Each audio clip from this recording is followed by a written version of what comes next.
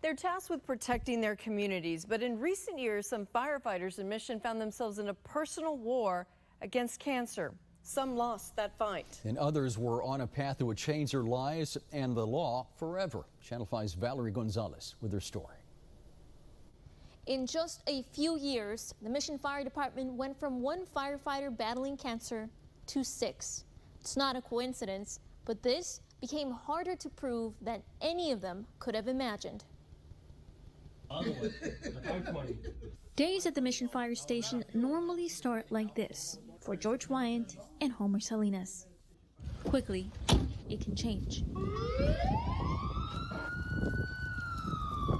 It's a whole nother world when we're in there. You could get burnt, the roof can fall on you, you can get trapped.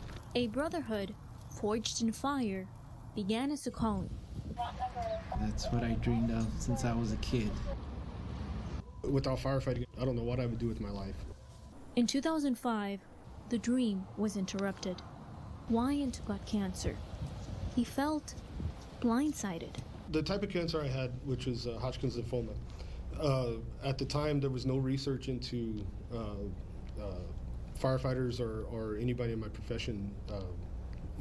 They were never included on the studies about where it came from. The cancer effects were wide-reaching. Our kids were young, my little one was a year old. I ended up having to get one personal loan after another, refinanced the car several times, had to move back in with my parents. Looking for a way to mitigate his growing debt, Wyant filed a workman's compensation claim. It was denied. He kept going. We went all the way to the contested court hearing, but at the time you're going through chemo. You're already having the financial troubles. Your body's being torn apart, not only from the cancer, but from the treatments itself. And you're having to do this legal fight for something that the bill had already clearly stated. The bill, known as a presumptive law, was the problem. It did not list specific cancers covered by workman's comp. Here's what it said. A type of cancer that may be caused by exposure to heat, smoke, radiation, or a known or suspected carcinogen as determined by the International Agency for Research on Cancer. Self-insured cities and those who held the insurance policies could interpret that however they saw fit. From 2012 to 2018, Texas firefighters and EMTs submitted 168 cancer claims through their cities to the Texas Department of Insurance. According to their latest annual report, 87% of them were denied. Wyant was no different. They're hoping that eventually they have more money than you, so you just give up. Growing tired, the Wyants focused on getting better. They dropped their claim. Friends organized fundraisers to help them out. At the firehouse, cancer raised an alarm. He was one of the first ones in the department that got cancer, and right after him, it's like everyone went and got cancer insurance when they could the following year. They were fighting in the dark.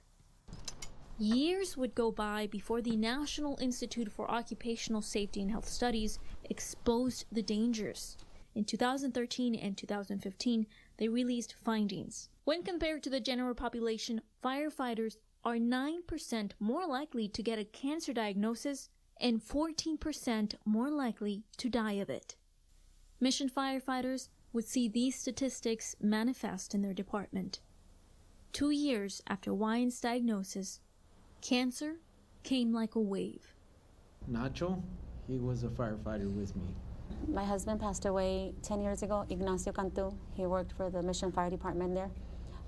He got diagnosed 2007 with stomach cancer. Gilbert, right here, he worked with me. It kind of progressed pretty quickly. It was April of last year, end of April, that we really found out he had cancer, and then by July 4th, he was passed away. And he was a really good man, good husband. Sorry. Then, in 2017, Homer was diagnosed with renal cell carcinoma. Wyant had left a blueprint of what to do in this case.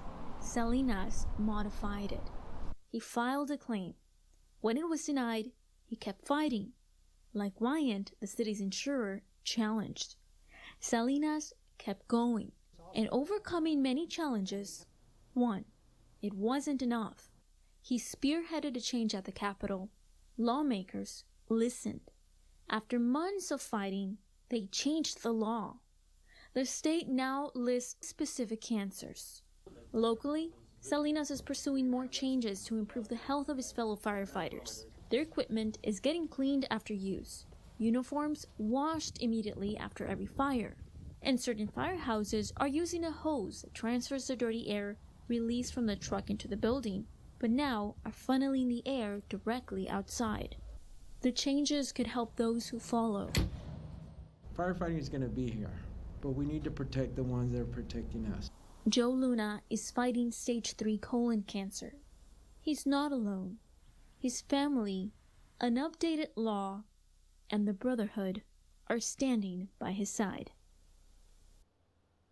This is not the end. Homer Salinas is still fighting for more changes. He wants to extend the time firefighters can request workman's comp to 5 years after they leave the job, and the creation of a database that can keep track of these cases statewide.